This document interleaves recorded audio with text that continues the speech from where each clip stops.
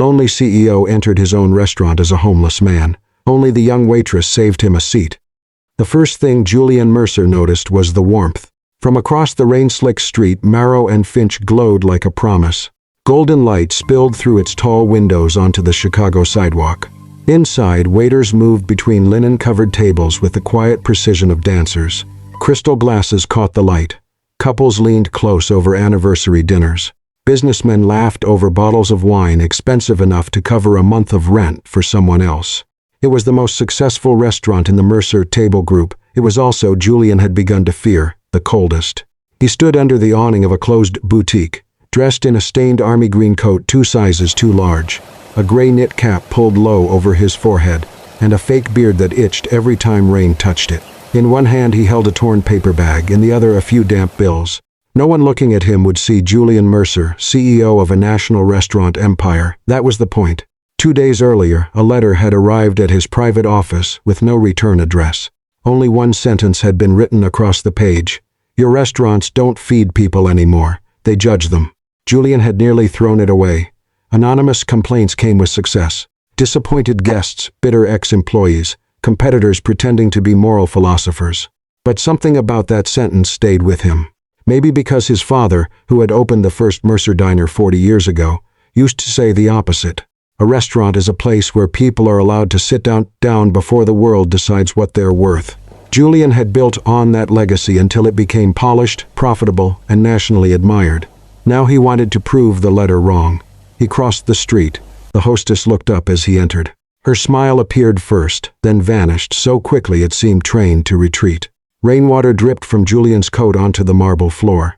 "I'd like a table," he said, keeping his voice rough and low. The hostess glanced past him, as if hoping he had arrived with someone more appropriate. "I'm sorry, sir. We're fully committed tonight." Behind her, at least 4 tables sat empty. Julian looked toward them. She followed his gaze and tightened her grip on the reservation tablet. "Those are held for confirmed guests. I can pay." The words sounded humiliating even though he had scripted them. A bartender nearby heard and laughed under his breath. Not loudly, just enough for Julian to feel it. The hostess lowered her voice. "Sir, this may not be the right establishment for you." That sentence did something strange to him. He had heard versions of it before from landlords, private clubs, investors, people guarding invisible doors, but never in a building he owned. Before Julian could answer, a man in a charcoal suit approached with the smooth irritation of someone trained to remove discomfort before guests noticed it. Graham Pierce, general manager, strong numbers, excellent reviews, one of the executive's favorites. Julian had approved his bonus last quarter. Now Graham looked him over and saw only a problem near the entrance. "Is there an issue here?" The hostess leaned toward him. "He wants a table." Graham did not ask Julian's name. He did not ask whether he had a reservation. He did not ask if he was hungry. He smiled the kind of smile that kept its hands clean. "Sir, we're not able to accommodate you tonight." Julian held up the damp bills. "I just want something hot. Soup. Bread. Whatever this covers." Graham's eyes flicked to the money, then away. "Our menu may be outside your budget." The bartender laughed again. This time, a couple waiting for their coats turned to look. The woman's expression tightened with discomfort, not compassion. A man near the bar lifted his phone, perhaps to record, perhaps only to pretend he was not watching. Julian felt himself being moved toward the door without anyone touching him. A human inconvenience, a stain on the experience. Near the dining room entrance, Nora Hayes stopped with a tray of water glasses balanced on one hand. She was 24, though exhaustion had sharpened her face into something older. A loose strand of dark hair had fallen from her bun. Her white shirt was clean but fraying at one cuff. In her apron pocket, her phone buzzed again and again. She already knew what the messages said. Leo's medication was running low. The landlord wanted payment by Friday. And Graham had warned her less than an hour earlier that she was too generous with people who don't improve the check average. Nora saw the man at the door. She saw Graham's hand hovering near his shoulder, not touching, but guiding him out through shame. She also saw the empty two-top beside the kitchen corridor, the worst table in the restaurant. Loud, cramped, half hidden by a service station. But it was a table. Graham turned towards secure him out. Nora stepped forward before fear could catch her. "Wait." Graham's eyes cut to her. She lowered the tray carefully onto the service stand. "Table 19 is open. That table is held for walk-ins." He walked in. The hostess looked down. Graham's voice chilled. appropriate walk-ins. Nora felt every dollar she needed pressing against her ribs. Rent, medicine, bus fare, groceries.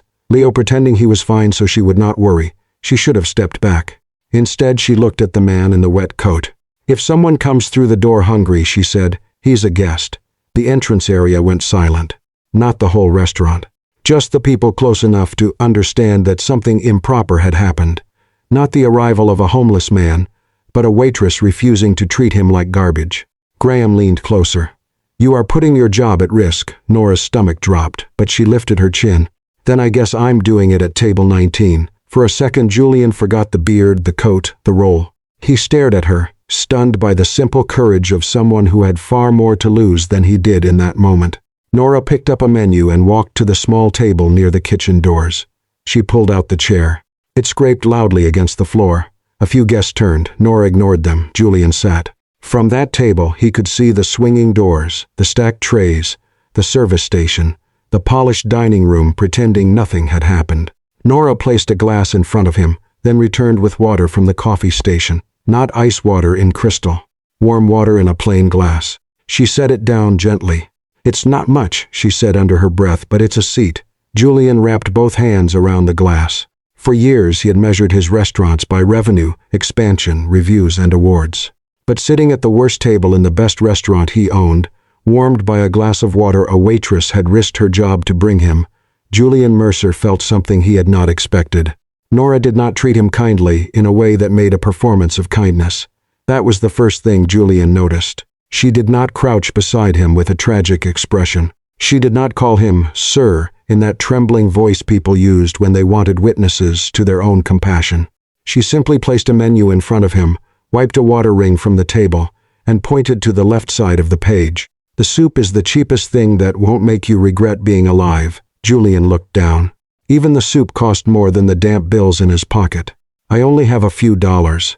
Nora glanced toward Graham, who was watching from the hostess stand with the expression of a man waiting for an employee to make one more mistake.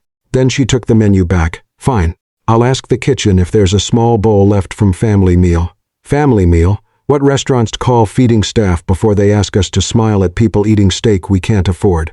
Her tone was dry, almost sharp. Not sweet, not saintly. Julian found that more honest. A few minutes later, she returned with a shallow bowl of soup, 2 pieces of bread,